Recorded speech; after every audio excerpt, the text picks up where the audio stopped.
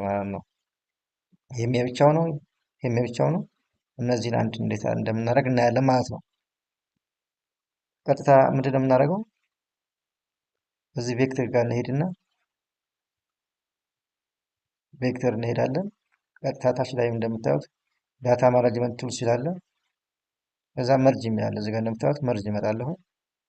መርጅ ከመጣሁ በኋላ እዚህ ሶስት ዶት አሉበት አካባቢ ላይ መጥቼ ክሊክ አደረግና እነዚህን ዋተር ሼር ዋን እና ዋተር ሼር ቱ የሚሉትን እመርጣለሁ ማለት ነው።